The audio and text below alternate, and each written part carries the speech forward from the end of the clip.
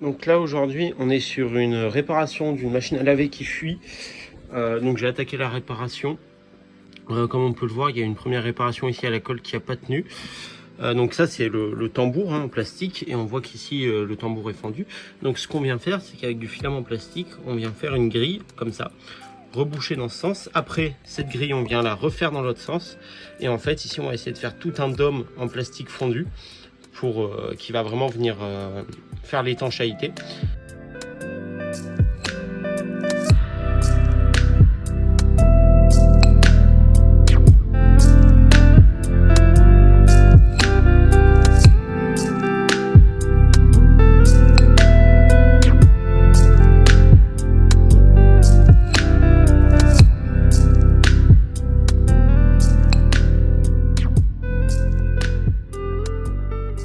Donc voilà, là j'ai fini la soudure. Ce qu'on pourrait faire pour que ce soit propre, c'est un petit coup de ponce, un petit coup de blanc.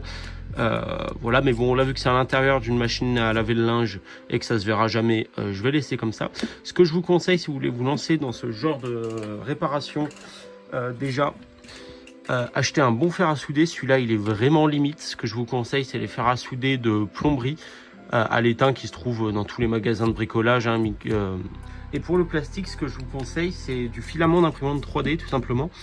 Prenez pas des bobines d'1 kg, prenez des petites bobines de 200 grammes et prenez plusieurs types de plastique. Typiquement PLA, c'est le moins cher, le plus économique, le plus polyvalent. ABS, il va être plus résistant. Vous avez des TPU qui vont être un peu flexibles. Alors je vous conseille de prendre des TPU assez rigides. Pour ça, il faut regarder sur internet leur indice de rigidité. PETG, c'est le but de prendre des bobines de 200 grammes avec différentes variantes de plastique. Ça va vous permettre de limiter les coûts, et après il faut savoir que suivant le type de plastique que vous avez à souder, tous les plastiques n'iront pas. Par exemple, sur ce plastique là, l'ABS n'aurait pas bien soudé avec le plastique de base et ça aurait été la merde. C'est pour ça que c'est toujours intéressant d'avoir un petit peu de tout pour faire ce genre de réparation.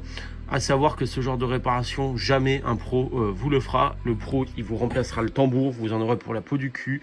Là, en tout et pour tout, le fer à souder 20 €, et là pour le PLA que j'ai utilisé, je n'ai même pas utilisé 2 € de plastique. Donc voilà.